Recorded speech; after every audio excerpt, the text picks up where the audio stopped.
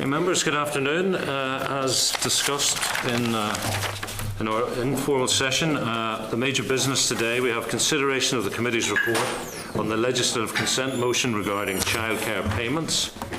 We have a briefing from departmental officials on the consultation on the active ageing strategy. We've got our draft end of session report to consider, and then we'll go into closed session for our latest work on our own bill draft, Northern Ireland Public Service Ombudsman legislation. We have an apology for George Robinson. Any other late arrivals or apologies to note? Chair, Alex Atwood and Jimmy Sprout will be late. Okay. At page 5, members of your electronic pack, there's an invitation from the Commissioner for Older People, Claire Keating. This is to the launch of Appreciating Age, Valuing the Positive Contributions Made by Older People in Northern Ireland. It's on Wednesday the 1st of October at 12:30 at the MAC, Belfast City Centre. Could I ask you to respond directly to the Commissioner for Older People if you're intending to attend that. Page 6 is an invite from the Construction Employers Federation to a gala evening on Thursday the 2nd of October. I am actually out of the country. Deputy Chair, are you? Could you check it out and get back ASAP, yeah. And if not, can we open it out to committee members? Thank you. Page 7, the committee's current invitations. A number of members received an informal briefing from Employers for Childcare immediately before today's meeting. They have sent us a paper, and that's in tabled packs at page 4. And can I ask at this point, because we're going to discuss the LCM and we have officials coming to the table, are members content that we immediately share that paper from the Employers for Childcare group with departmental officials so that they have a few minutes now to study it before they come to the table? Thank you. Some members will be aware that an MLA received what appears to be a whistleblowing letter from within the Victims and Survivors Service.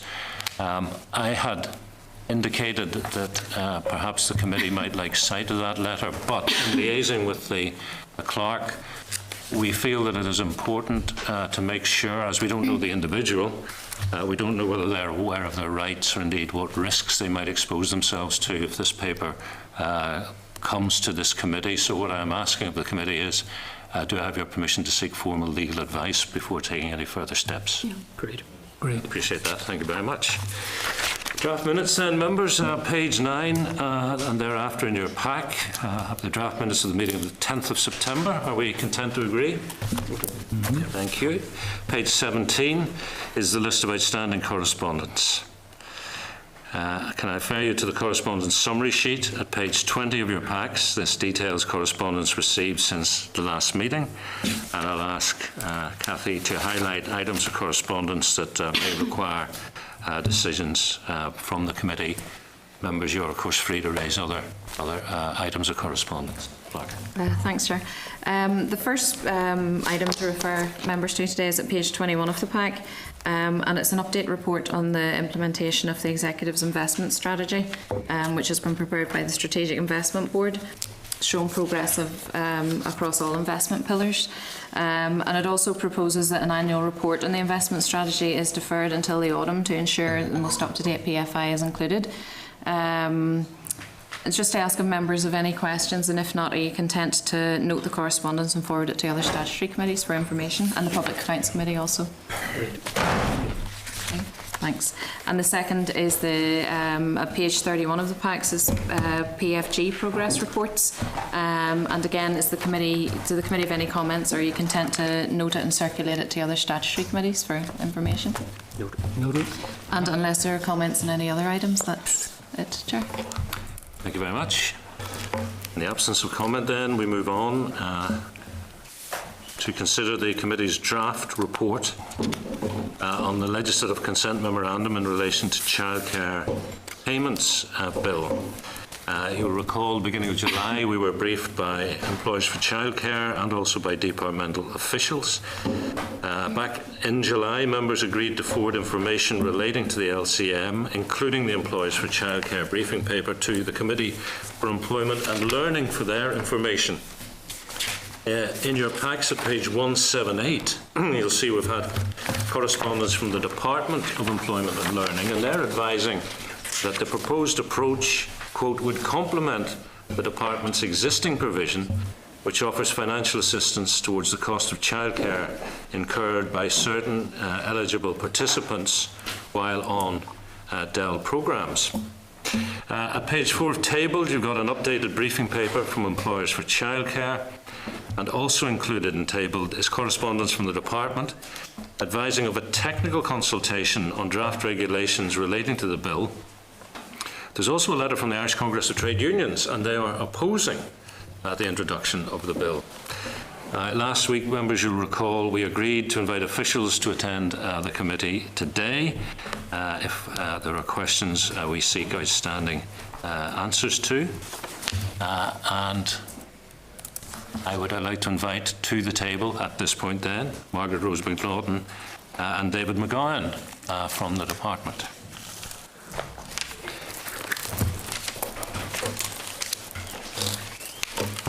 David, Margaret Rose, thank you very much indeed. Am I right in understanding you're not intending to make opening comments, or are you?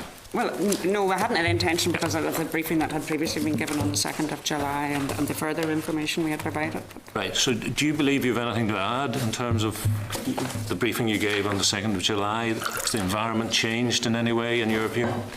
Well, not at this stage, no, other than maybe I'd like to talk a little bit about the development of the full Bright Start childcare strategy. And you know what the potential is within it to take forward any local developments. Right.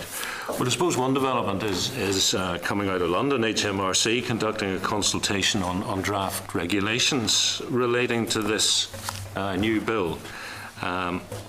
What can you tell us about that? Okay, can I pass you over to David, who's been the technical? Mm-hmm.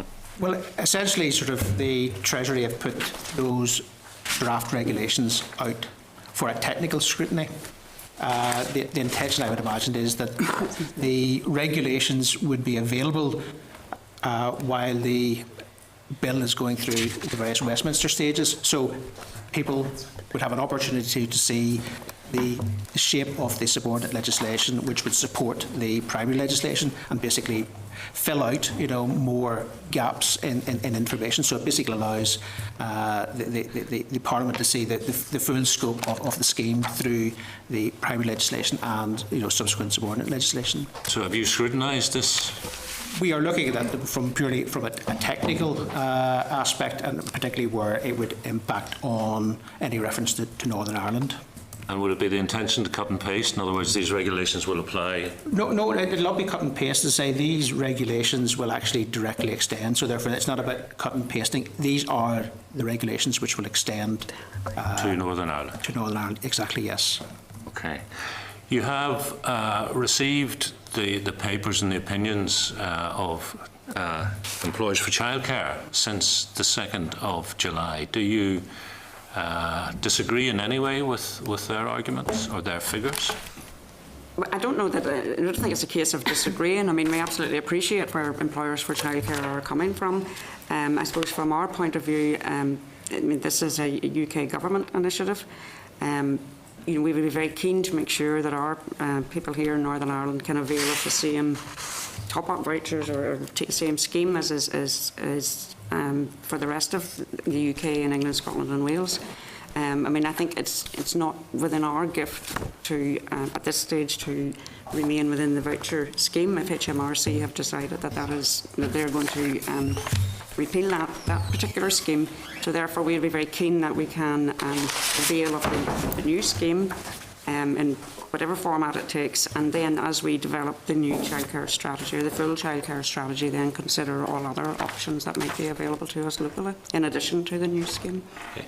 I suppose the core of what is coming out of Employers for Childcare is the assertion that some families will be worse off under the new scheme. Is that accurate in your estimation?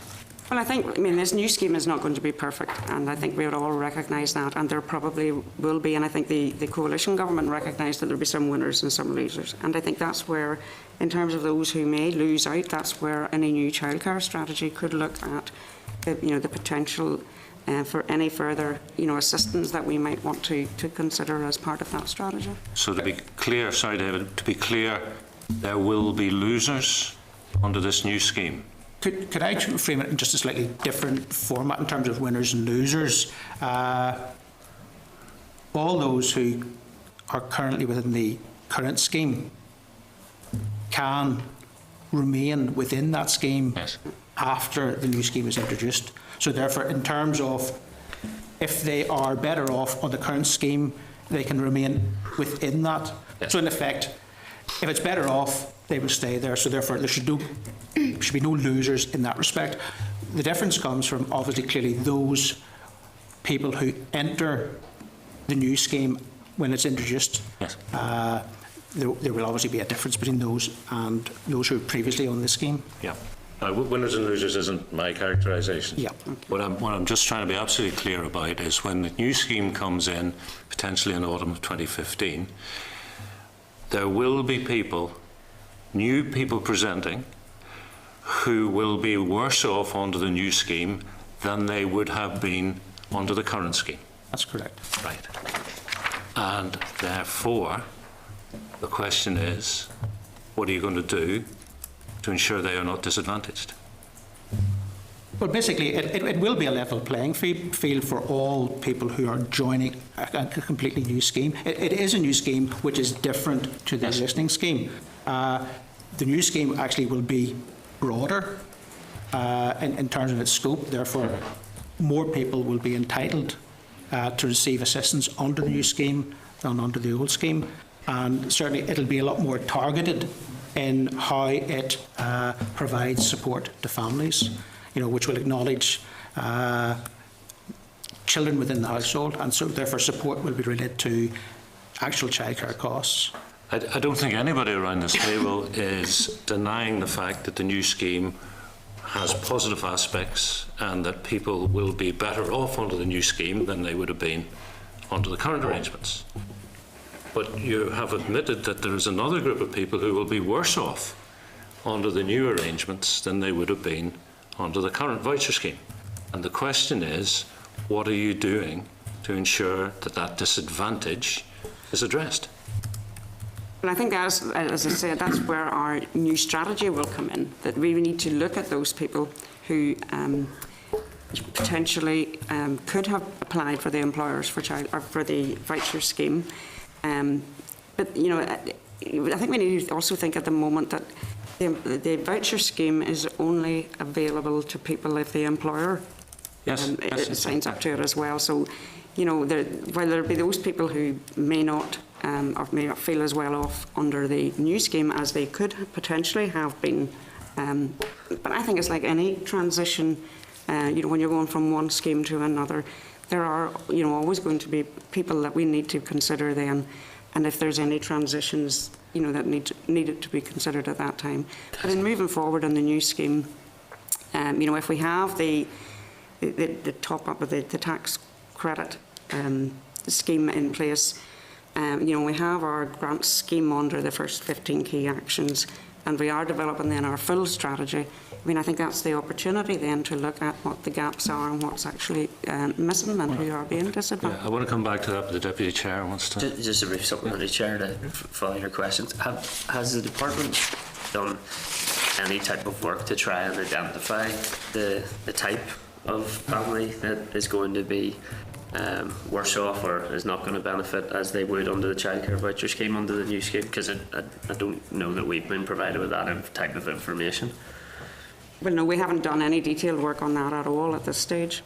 I don't think that would have been helpful in helping us to support your proposal if we had been able to see what the impact of this is going to be on different types of family.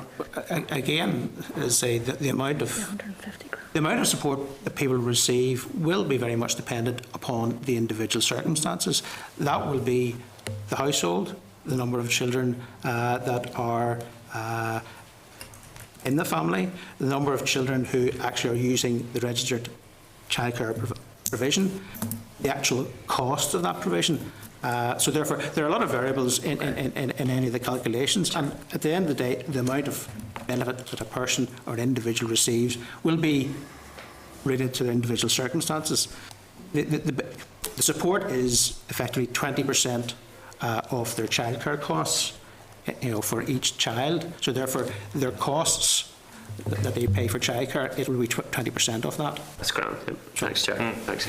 Well, you've been very candid in admitting that there will be losers with the new scheme coming in next year. I just want to try and tease out a bit more what the plan is to address them, whether you have a plan even to scope the numbers who will be within that category of yours, Margaret Rose, the losers.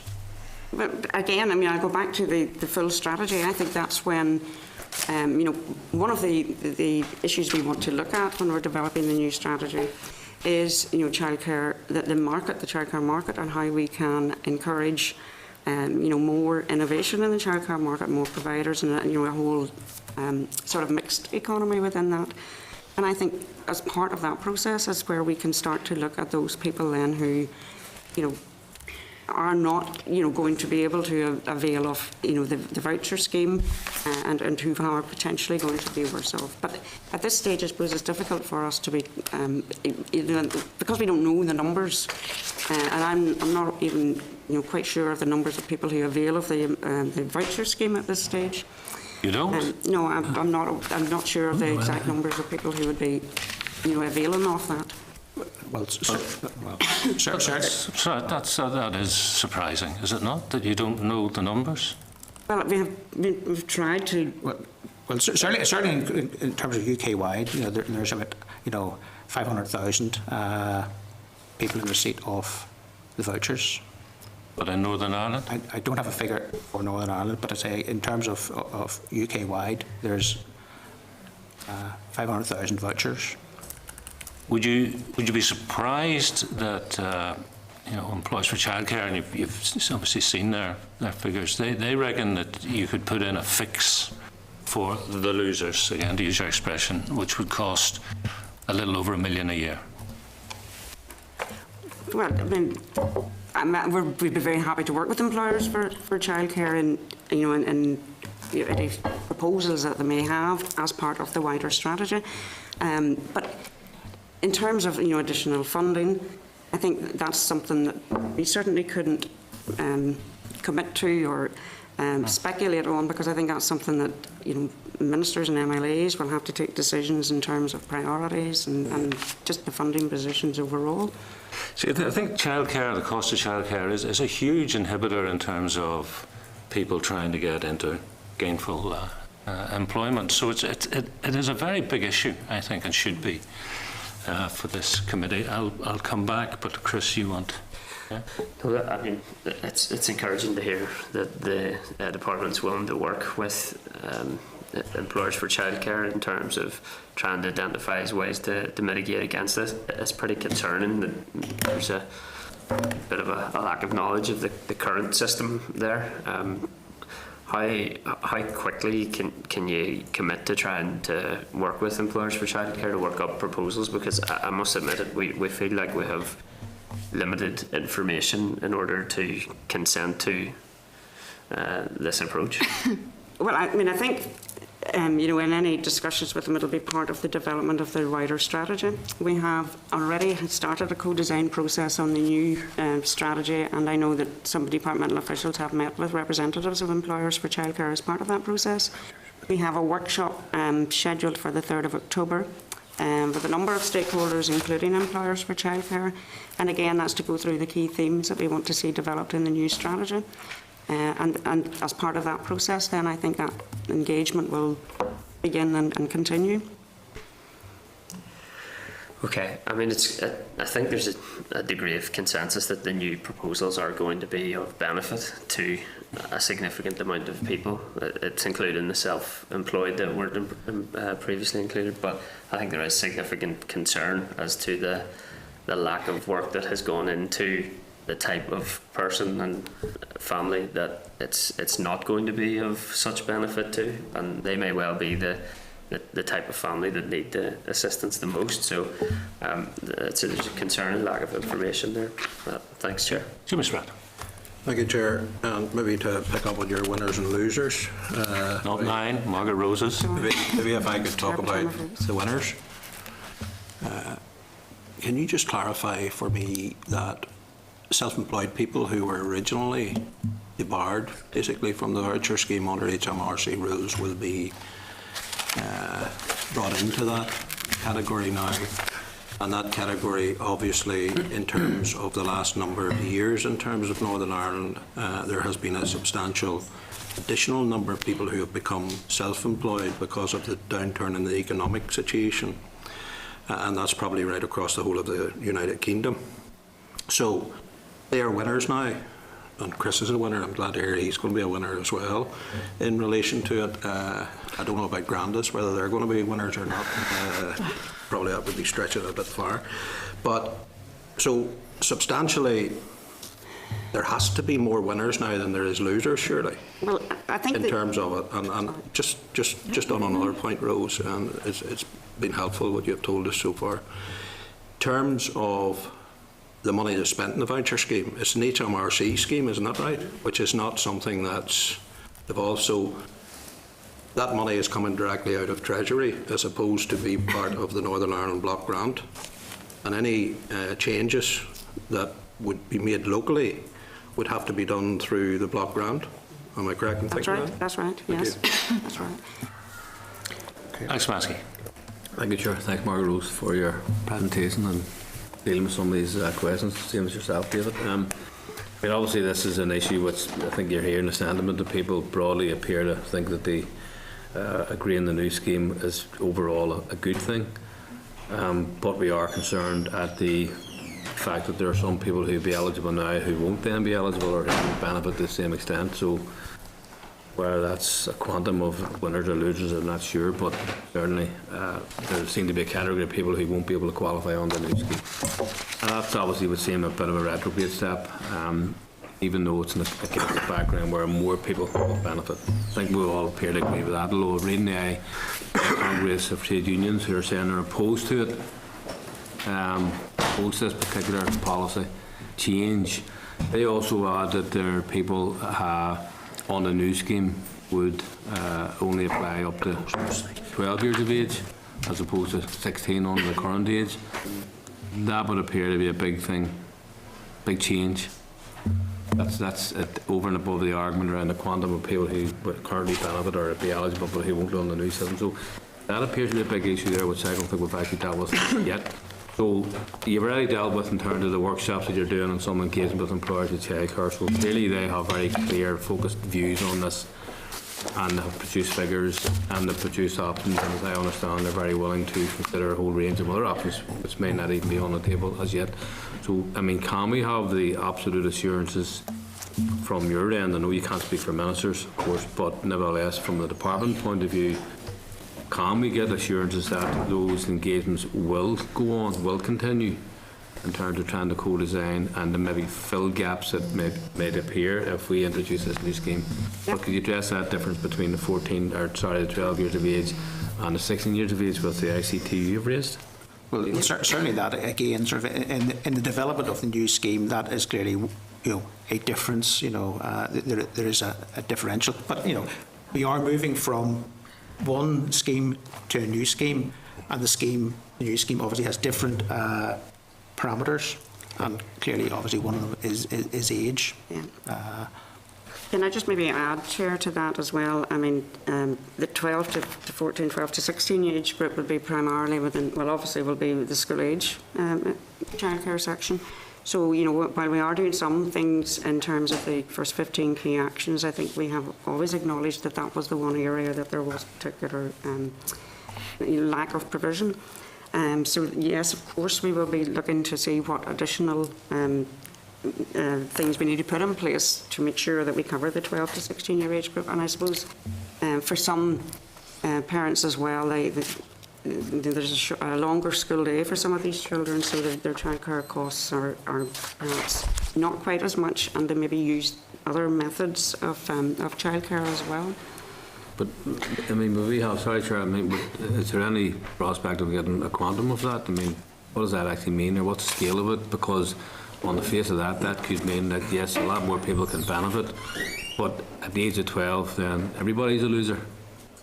With respect, can I put it that way, if we're talking in terms of winners and losers, and again, we didn't use that term, but, you know, so everybody gains, well, the more people gain up to 12, and then everybody loses from 12 on. That seems a bit... In terms of that, you know, a very simple way of actually finding out is identifying the number of 12 plus children who are actually in registered childcare. You know, I'm sure there might be some ways of identifying that, but effectively what you're saying is this system is only payable where people use registered childcare. So therefore, in terms of those above 12, I would imagine it would be, you know, it is possible to identify the number of currently in places at the moment. But would it not be appropriate that we would have had that identified for us? I mean, with all due respect, I mean, it's an issue, it's a question, so...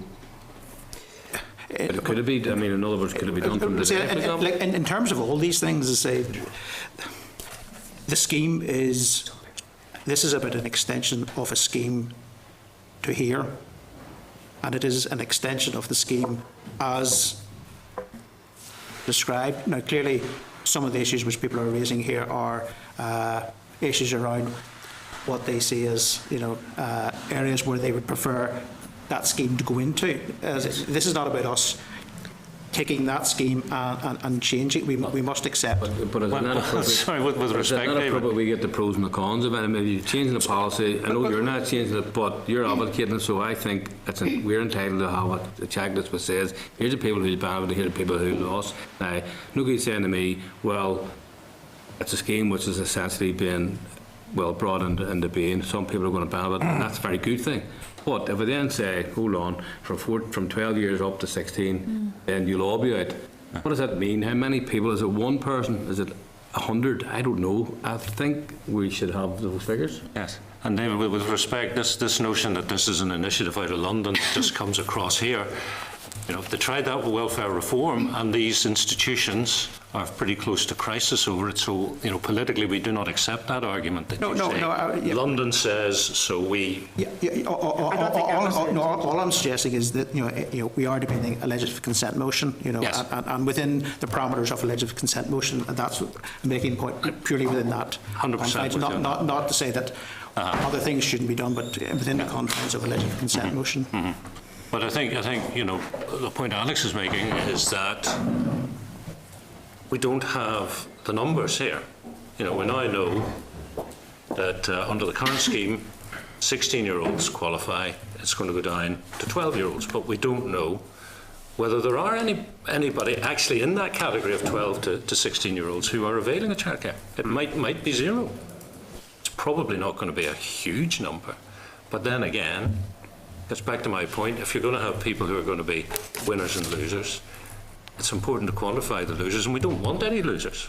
We want the number of losers to be zero, and therefore you need a scheme to mitigate for those who are in that category. Alex, are you? Yeah, I mean, I just think it'd be useful if we could have that information at some point and kind of further that, because I mean, reading the ICTU correspondence, I don't necessarily accept all of what they're saying at all, but nevertheless, would they be involved in any engagement? Would they be invited to a workshop if they wanted to?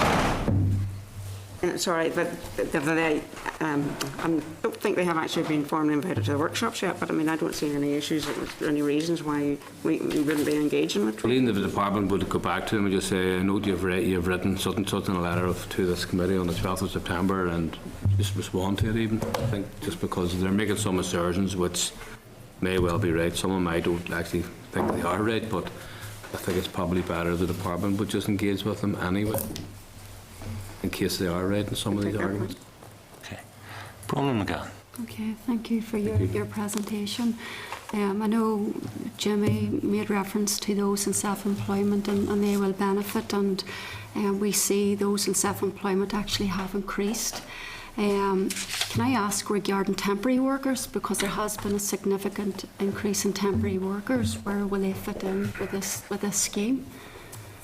Yeah, in terms of temporary workers in respect. Temporary workers, okay. Well, I have figures here. The number of temporary workers has seen a large increase in April to June 2011. This figure was 34,000 people. Saw a small increase for the same period in 2013, but this figure has now increased by 11,000 for 2014. So just based on that, well, certainly, so the new scheme is based upon a series of eligibility criteria, and obviously, clearly, part of that there is that the parents are in work. Now, if they are in work when they make the claim, the claims are actually assessed and paid for a quarter. So therefore, if they were to lose work during that quarter, they would still remain entitled to the benefit for that quarterly period. At the end of the quarter, then there's basically a further application. So therefore, clearly, temporary workers could come in and out of that scheme depending on their circumstances when they actually apply. But because of the quarterly period, any changes of circumstances during that quarter will not affect the entitlement for that quarter. Okay, members, I think we're coming towards the end of this little session, but Alex Atwood. Apologies that I was delayed, but explained to the Chair that I had to be down the road about something else. So I apologise, I didn't hear the Q&A and I didn't hear your presentation, so I don't intend to rehearse all of that, but try to make the best I can of what I have heard and so on and so forth.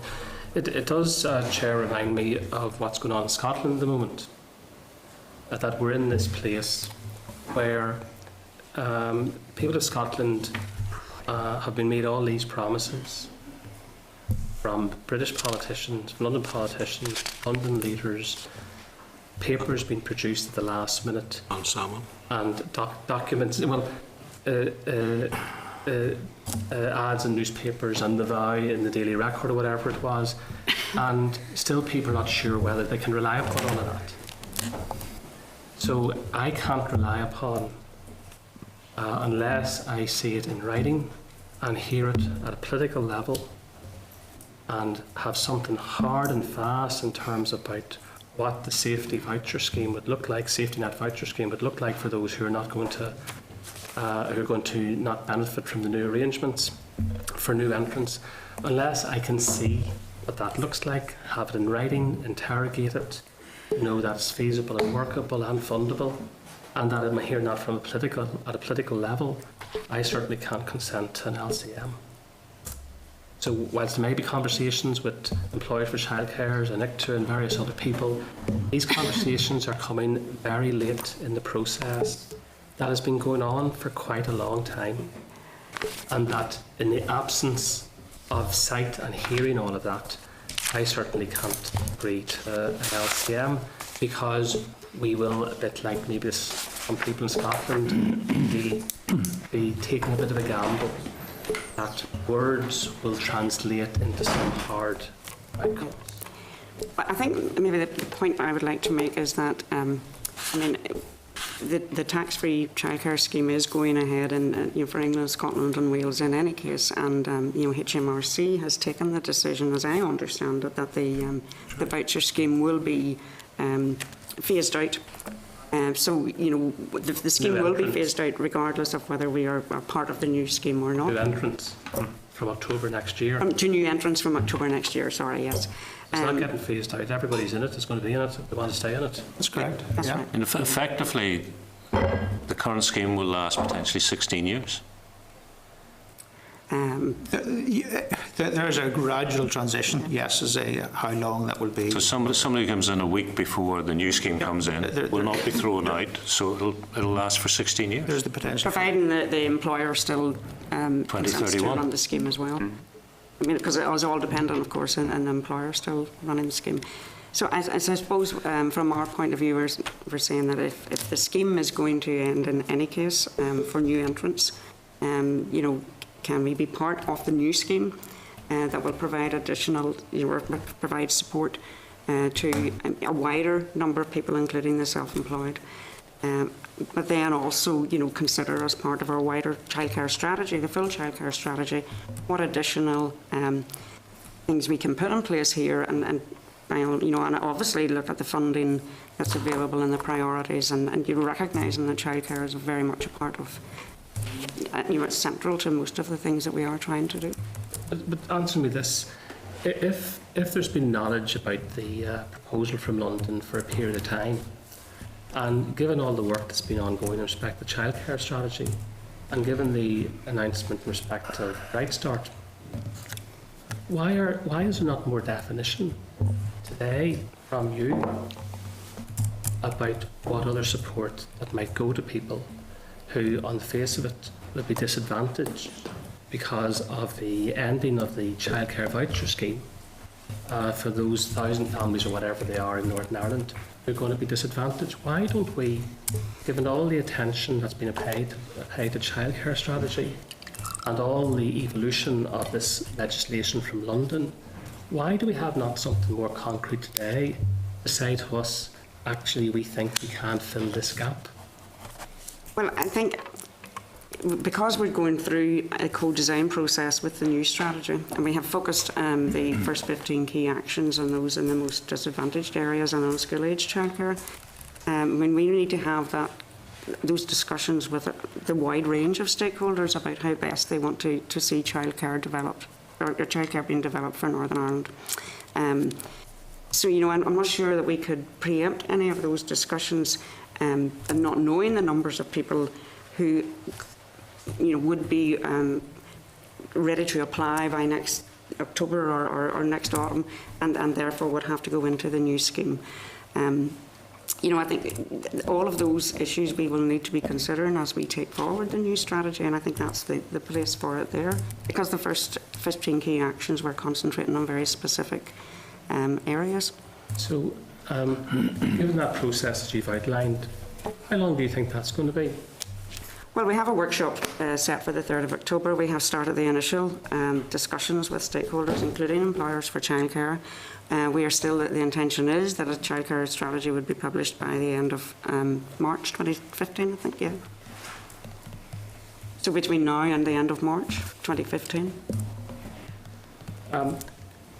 Do you accept that the average saving now, the average benefit of the new scheme is going to work out about £600 per child, as opposed to £2,000 that was widely circulated heretofore? Well, I think £2,000 was the maximum that would be payable for any child. But on average, you accept £600? Well, until there are different scenarios, and David, you can explain some of the... Well, the 600 certainly is a figure which has been, put out in the public domain. It was sort of a figure that was mentioned during the second reading debate. In terms of that, this will be £600 to people who received nothing previously. So therefore, a lot of those people who will benefit under the tax-free childcare scheme would not have been in any scheme before, and therefore the benefit to them will be the difference between nothing and what it is they actually do receive. Now, they say the £600, that's an average which has been used, but clearly in any individual circumstance, what a person receives will be dictated by the amount of childcare they are paying and the percentage contribution that will go towards that. It is a good point that there will be winners, but as the Chair said, our approach should be to make sure that the losers are zero. And on the basis of what you've said today, there are losers under the new arrangements, and we don't know if those losers might not lose out until March next year at the earliest, because that's when your childcare strategy might be published, and so on and so forth. That's not enough certainty, I think, when I don't think there is a time imperative for the LCM to be tabled at this immediate moment. In terms of time imperative, the imperative is a gap which is quickly shortening. We need to secure an LCM vote, I would imagine, before the Westminster Bill goes into report stage. Now, if we don't have an LCM by that stage, then effectively there will be no LCM and there will be no extension. So the time scale for any decision in terms of taking a vote on this to approve is shortening.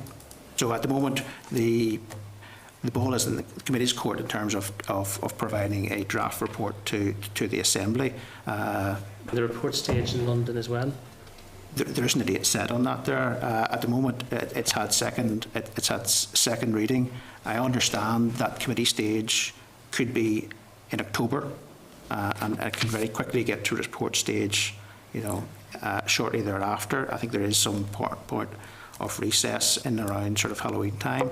So, the Assembly needs to either agree the motion or not by a date which is closing. So certainly, if the committee don't provide a report, then that clearly impacts upon whether a motion will be tabled and scheduled and debated. And if that's not debated or it isn't secured, the opportunity will be lost. My only comment on that to conclude, Chair, is that looks like November in London timing at the earliest. And this is the 15th, is it? 17th of September. I think that time should be used wisely to drill down on what has been discussed here today and to see if the bones of some resolution can be found. Jimmy Spratt, I think you want back in? Yeah, I just want to come back in. Just on there's been some, perhaps not criticism, but some surprise that you didn't know numbers for Northern Ireland. But is it not because it's not a devolved matter to probably none of the devolved institutions throughout the United Kingdom know numbers in terms of their own areas, because it's an HMRC matter, which solely lies at Westminster in terms of the tax powers. So in terms of, I think, Chair, we would be judged very harshly in terms of the people who will be winners. And we do know, as Bronwyn said, in terms of winners, that there's more and more self-employed people now than there ever was before, simply because they've had to go self-employed because, for instance, in the construction industry, with the economic downturn. And I think we need to bear that very much in our mind as well whenever we're making a decision. I'm not sure, Jimmy, that anybody is against this scheme coming in. No, I understand that, but I'm just making that point, Chair. Yeah. And I think I'm entitled to make it. On the timings, then, to conclude, we have exhausted our statutory time frame. So, yes, David, you can say the ball is in our court because we haven't brought forward a report and we're about to discuss that. But equally, the department can go ahead. Have you any plans to bring forward the LCM? Again, in relation to that, there's sort of, we're giving the committee the opportunity to make its report. As a. So I think we would very much welcome the support of the committee in taking forward the LCM, without the department going ahead. Right. So there are no plans to go ahead until you see. Not at this stage. No, I think sort of in terms of any debate that would be on the floor of the Assembly, clearly sort of a report from the committee, will dictate the tone of that debate. So therefore, at this stage, we have not decided to proceed with the LCM without the committee's report. Okay, well, thank you both very much. I think Margaret Rose is staying for the active ageing later, but if you want to withdraw in the meantime, Margaret Rose. Okay. David, thank you. Members, as David says, there's a hope, I suppose, from the department that we will bring forward a committee report on this issue, and there is a draft committee report in your packs beginning at page 81. Could I suggest that effectively it is really just a factual narrative of the work that we have done. So it's not in any way controversial. However, it doesn't have an ending. So on page 85, you will see highlighted the fact that we have to bring this to a conclusion.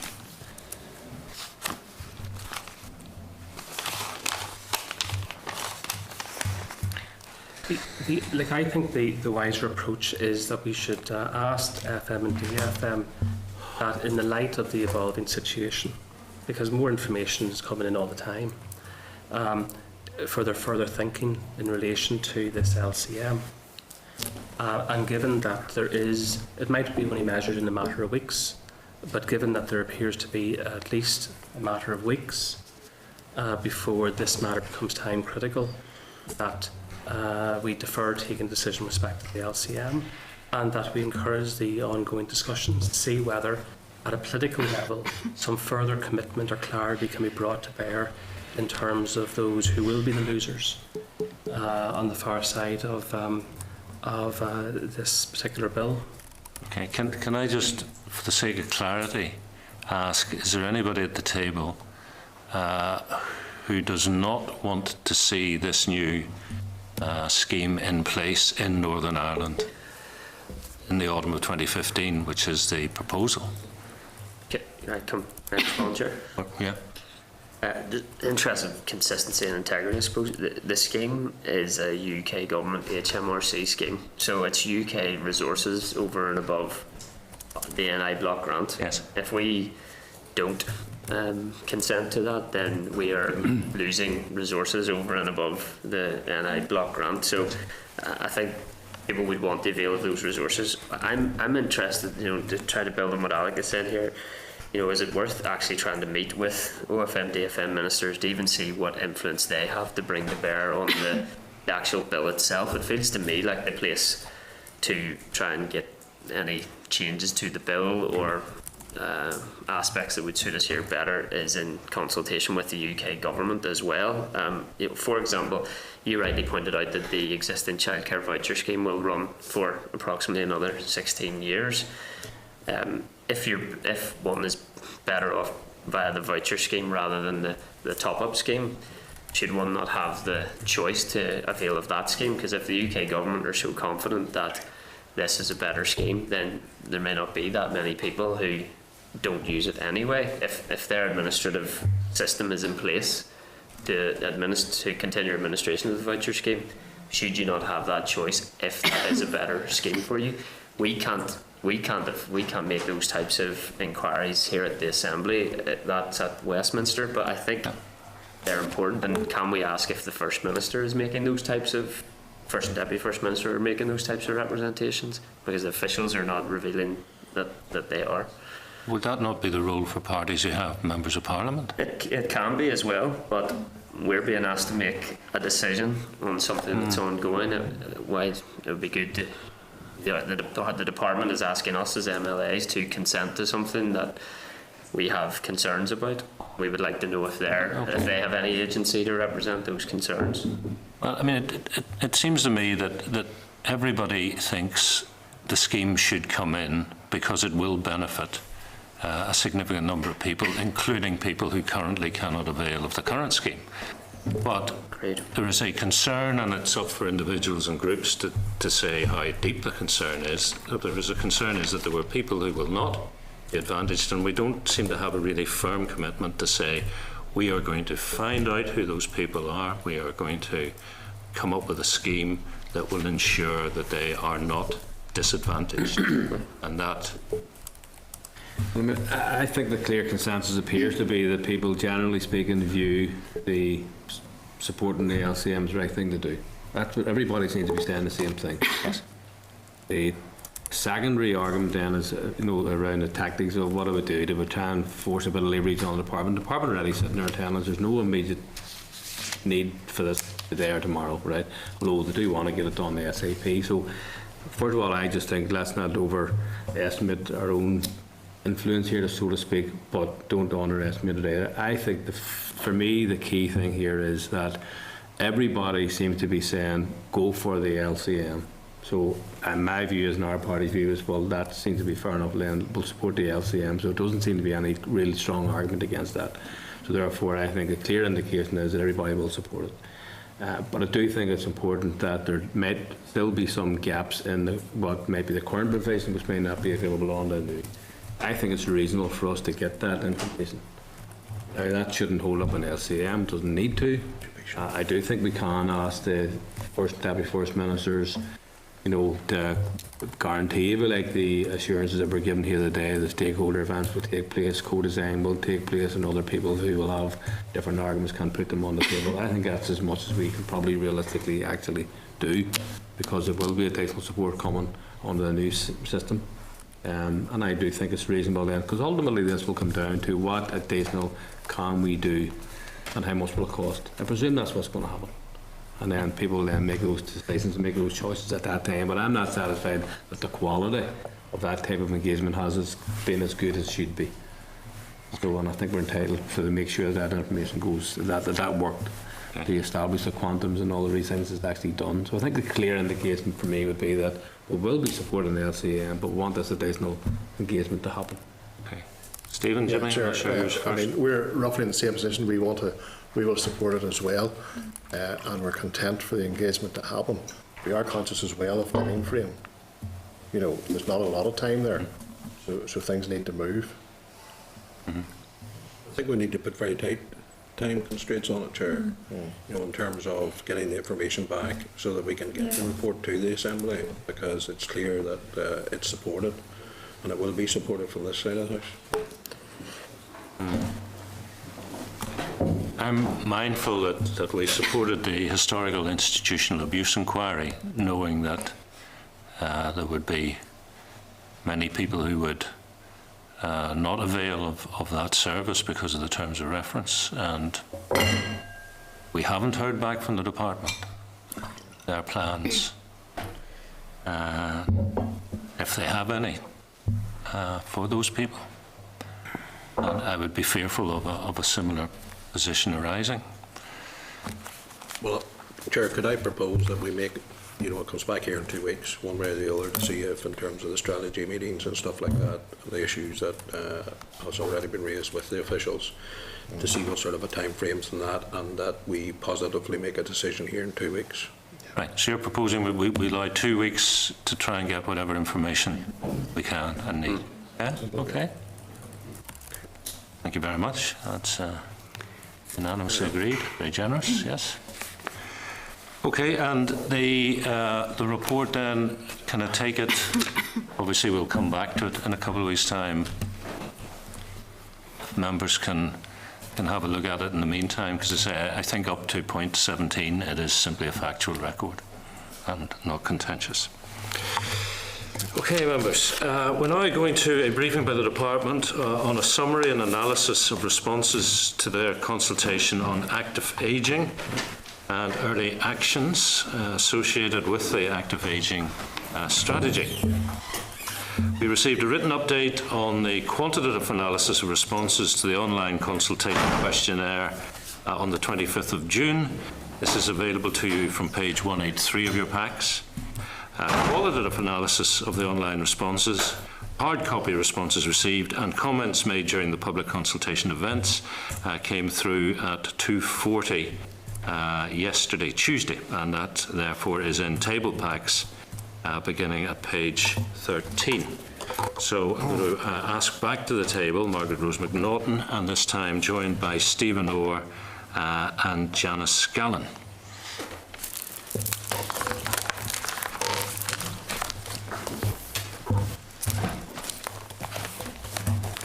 You're all most welcome now. Margaret Rose, this time will you make a short opening? Yes, if you don't mind, Chair, I would like to make a few opening remarks. Up to 5 minutes, certainly. Keep these as brief as I can, yes. First of all, to introduce Stephen Orr, my colleagues, and Janice Scallon from our statistics branch. You know that the active ageing strategy has been developed as a consequence of the review of the previous strategy, Ageing in an Inclusive Society. This process has been very inclusive. We had the Commissioner for Older People chairing the Department's Ageing Strategy Advisory Group, and that includes, as members, older people representatives from groups representing older people and other organisations with expertise in the area. So there has been continuous engagement with the sector in the development of the strategy. So the current draft strategy is therefore the product of extensive pre-consultation. We have worked closely, as I say, with the advisory group on its development, and we are very grateful to members of that group for sharing their expertise and knowledge with us. Members of the Pensioners Parliament also gave very valuable feedback on the signature programme proposals in particular. And of course, the main themes expressed by older people are around poverty and fuel poverty, the need for better adaptable housing, better access to transport and continuation of free travel, appropriate health and social care provision and access to education, improved access to leisure opportunities, more flexible employment opportunities and freedom to live without fear of crime. And we've attempted to incorporate these issues within the draft strategy. But clearly, however, during consultation, people still have expressed concerns that we need to strengthen some of these areas. So in terms of the consultation document itself, it was set within the context of the UN principles. There were 18 principles, which we grouped then under 5 themes, under independence, participation, care, self-fulfilment and dignity. And we developed strategic aims for each of those themes. The consultation period closed on the 23rd of May, and we did promote the consultation through the Commissioner for Older People, through AGNI and our advisory group and the Age Sector platform, as well as umbrella organisations for rural and urban social and community groups. And we held consultation events in Belfast and in each county. So we did try to get out to as wide a number of people as possible. Over 300 people attended the consultation events. And in order to get to those people who are harder to hear, we have worked with the Alzheimer's Society, for example. And of course, main issues coming from those discussions is the issue around support for carers. During the consultation, other key issues have been raised around the importance of presenting a justified positive image of older people and countering the negative stereotyping of older people, improving transport, especially in rural areas, and the importance of ensuring that sufficient good quality domiciliary care is in place. The majority of respondents strongly agreed with the vision and the strategic aims in the strategy, and we welcome that agreement. We're carefully considering responses still from a number of organisations, including the Ageing Strategy Advisory Group, AGNI, Age Sector Platform, Equality Commission, and indeed the Commissioner herself. All of these organisations have raised recurring issues around the detail included in the document, and in particular the need to strengthen many aspects of it. I think of particular concern was the lack of indicators, outcomes and hard targets, as well as commitments to funding, or at least a clear indication of any available budgets.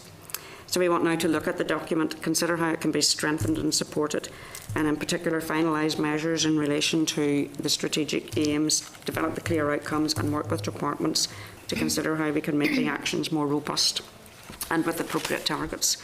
We plan to take this work forward with departments and our advisory group over the coming weeks. Our statisticians are currently developing the most appropriate indicators and measures to monitor the achievements of the strategy. And in terms of how we monitor the strategy, or we tend to monitor the strategy overall, our intention is that we will do this both through the Delivering Social Change framework and already in place, and also through the advisory group.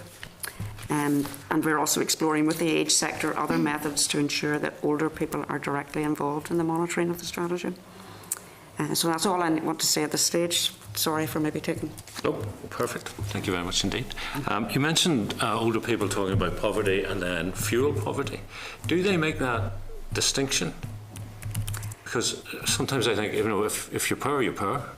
Well, I think in listening to the older people at the consultation events, I mean, the cost of oil has been a big issue, and they have been looking across at some of the schemes maybe in England, where I think there are voucher schemes available for some of the in some of the areas, but that seems to have been a consistent message from them.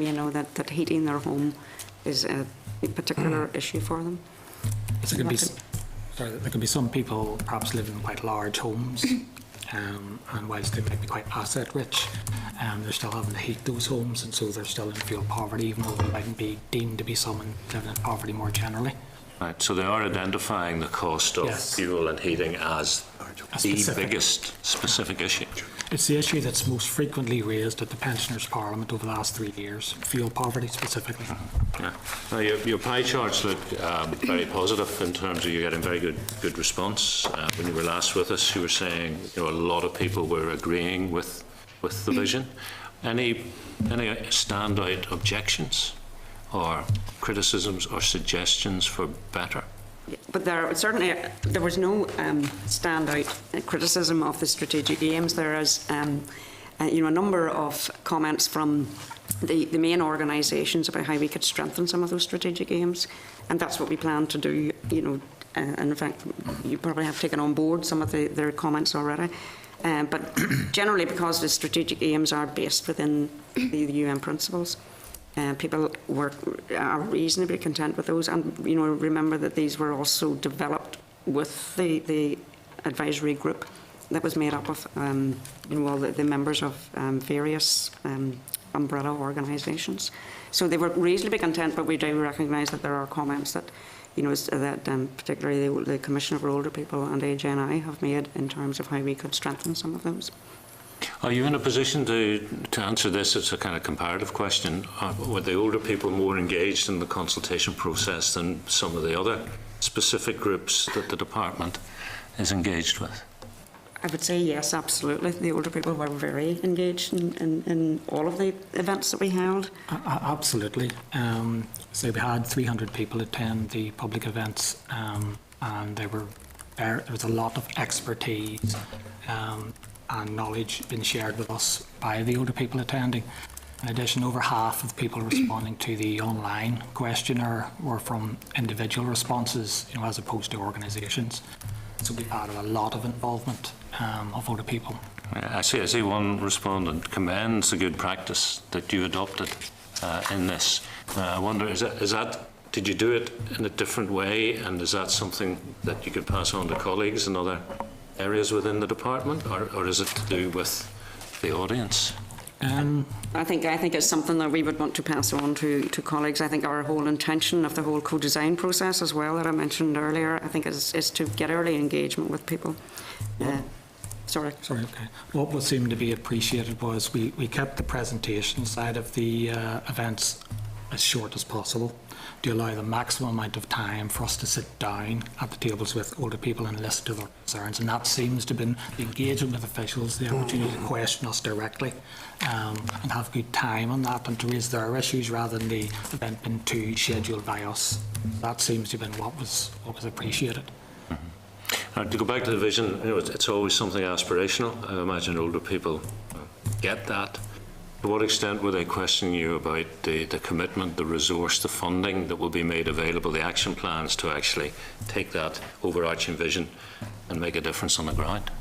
That was very clearly one of the big major issues that they had, that they wanted an absolute commitment on the budgets that would be attached to each of the actions. They wanted very robust targets, and they wanted to be very much part of any monitoring group that would be established for the strategy, because I think one of the criticisms of the previous strategy was perhaps that it maybe didn't deliver what it had set out to deliver.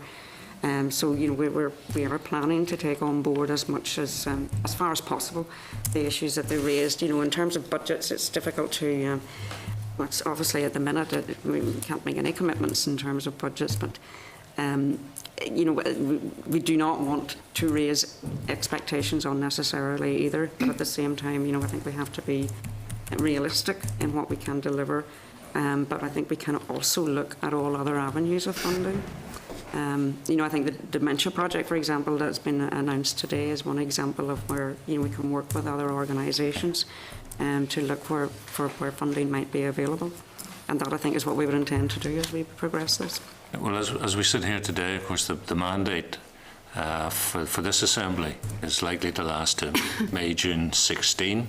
We're going to need a budget for 15-16 financial year. Would you be thinking that your timeline would suggest you'd be pitching for budget for financial year 15-16? Oh, absolutely. I think we would be bidding at every opportunity for us to be able to undertake some of the actions that are coming out of the strategy. So when will the strategy be finalised? Before the end of this year. Now, we do want to go back to the calendar year? Well, we would hope, yes, it would be published. We would like to publish it early 2015. So we'd like to finalise the strategy by the end of the year, and then we obviously have to go through the normal processes. We'll be coming back to yourselves, and I think this needs to go through the executive because of the cross-cutting nature and the number of departments that have been involved in this. We want to engage with our advisory group and older people on issues like indicators, potential targets, outcomes, so we want to, having consulted on the draft document, got the feedback, and a lot of the feedback, as you say, was asking for those type of commitments, details on budget, details on outcomes, indicators, measures. So we will want to engage with older people on our proposals for the final document, rather than just putting it out before they get a chance to see it again. Right, so early 2015 strategy, which says we've listened to you, this is what you want. The early actions in a plan, costed, budgeted? Yeah, I think we will have to ensure that any of the early actions will be costed and will be achievable within the whatever time frame, whatever the target is. So realistically, if that's coming out early 15, would you be talking about making a pitch to begin in financial year 15-16?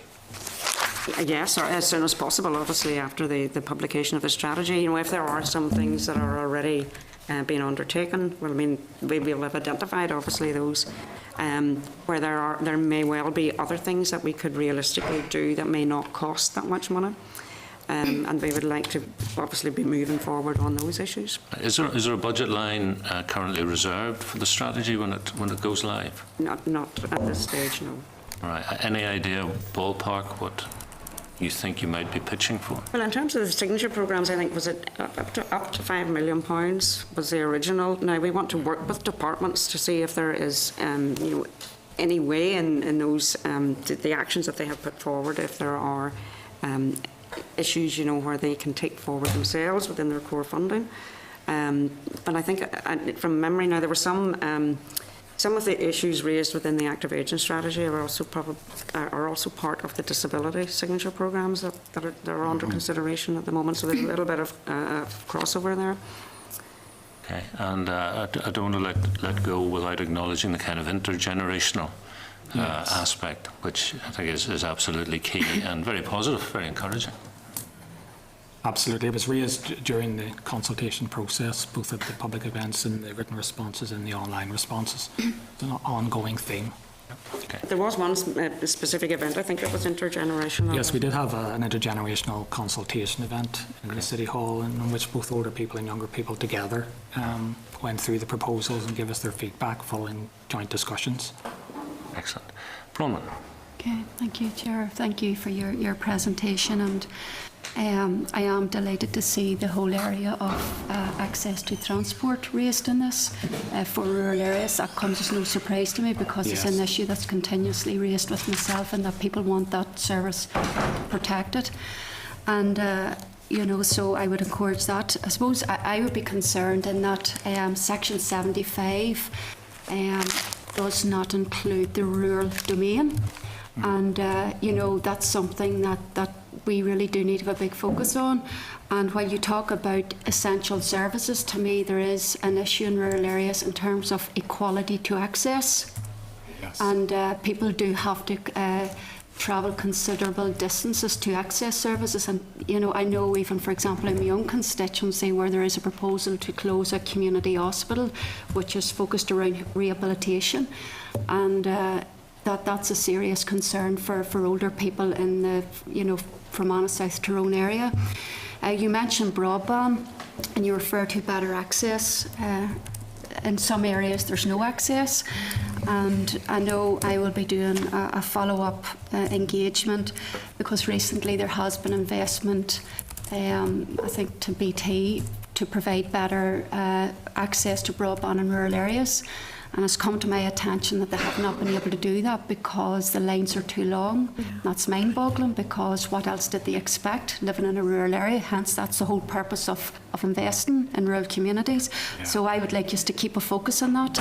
But just remember as well that in some areas there is no access to broadband, and that really does need to be looked at. But I this is a good piece of work. But I want us to focus on equality to access to services, not just essential services, because that is a key one for older people. Absolutely. At the public events, transport, particularly in rural areas, is probably the issue that generated the strongest feeling. And as you say, the issue of broadband, particularly with the issue of digital inclusion and fact that accessing IT services can be a lifeline for older people who perhaps, are not as physically able as they once were, and times of using Skype to keep in contact with family and things like that.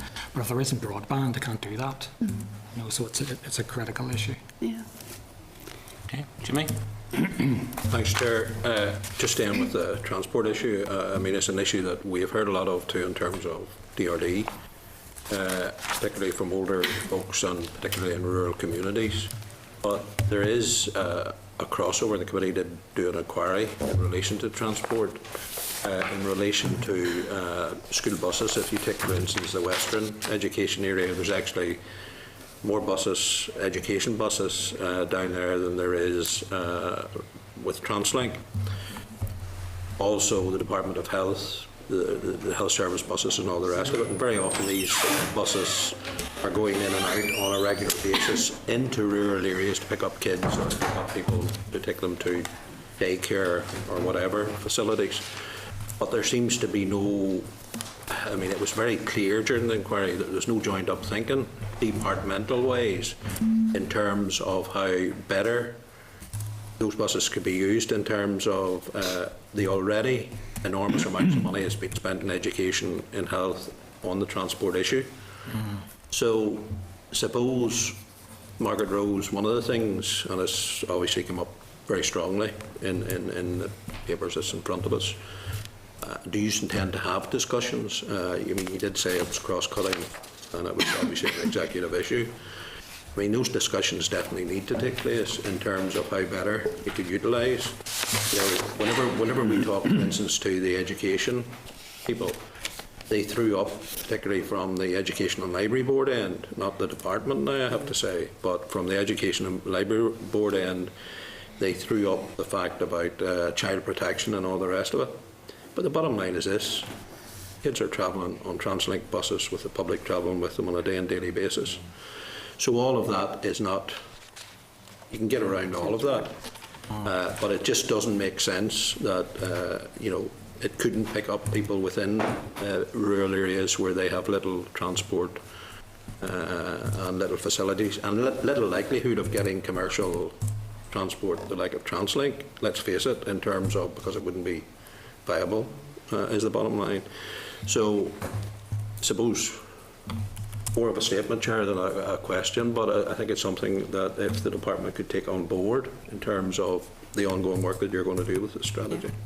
Absolutely. We have a couple of signature programme proposals in the action plan from DRD in relation to transport in rural areas, and one of them is specifically to provide additional funds to TransLink to provide services which at the moment mightn't be deemed to be economically viable in rural areas, and another project in addition to providing transport for hospital appointments and GP appointments.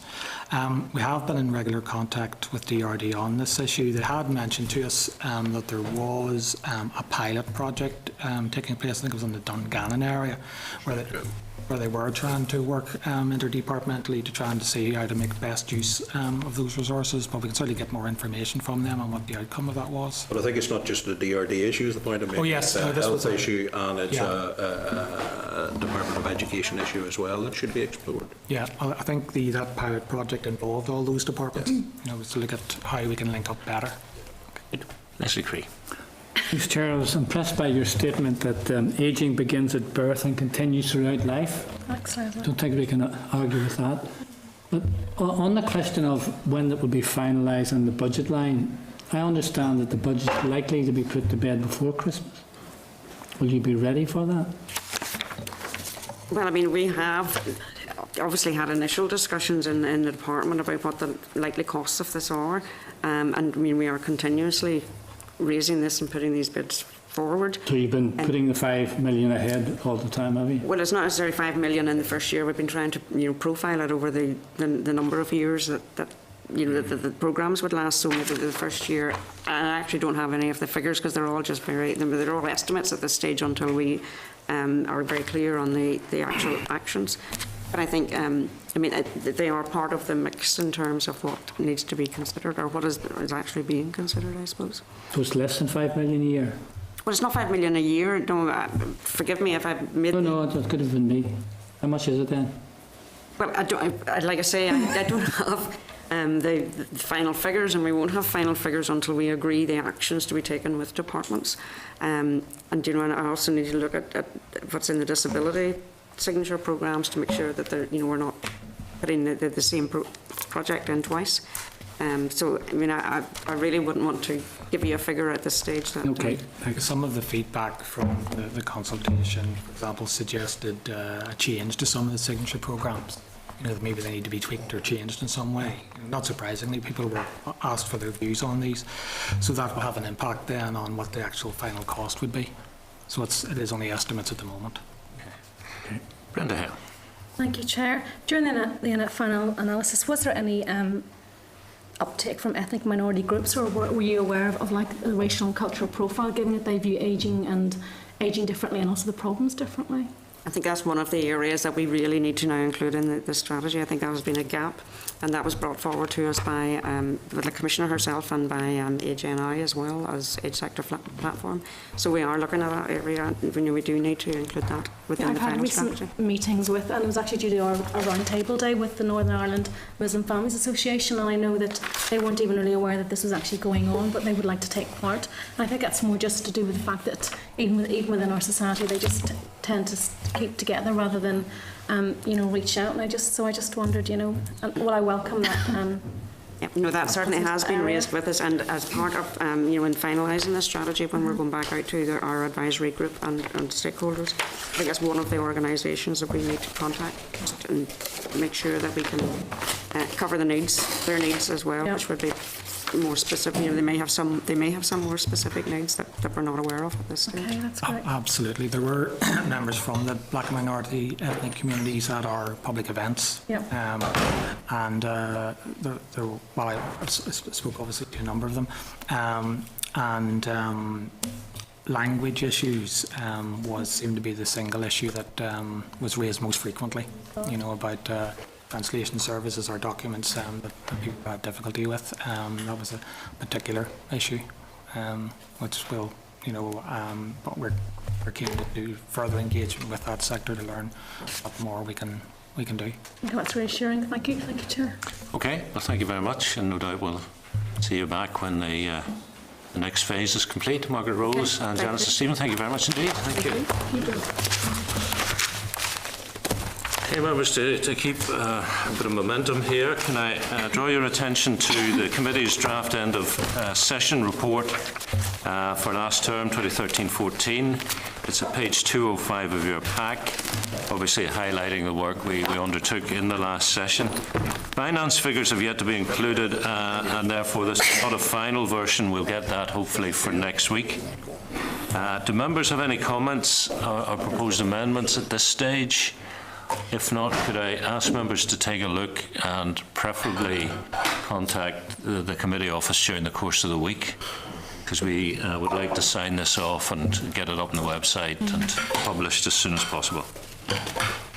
Draft work, forward work programme members, can I draw your attention to an update on an inquiry into building a united community?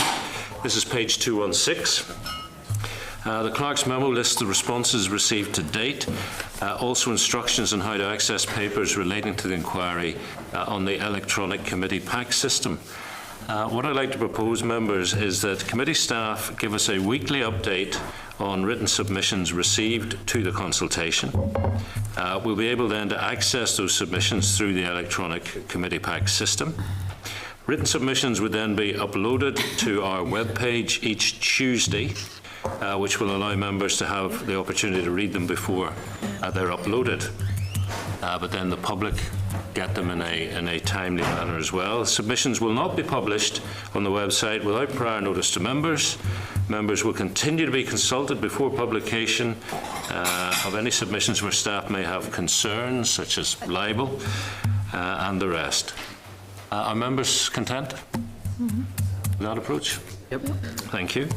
Can I refer you to correspondence from the Community Relations Council? That's on page 218 of your packs. CRC are asking for an extension to the closing date for written submissions. And we've also received requests from local councils for an extension to allow for consultation with relevant committees within the existing councils and the shadow councils. Yeah. What I'm proposing is we extend closing date to Friday the 10th of October. That's 2 weeks. Happy? Content? Thank you. Can I also suggest we ask research to draw up a list of expert witnesses that we might want to think about inviting to give oral evidence to the committee further down the line?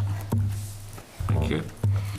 And finally, members, the draft forward work programme at page 219, the Victims and Survivors Service scheduled to brief us on the 8th of October. And that we also schedule the relevant departmental officials for that date.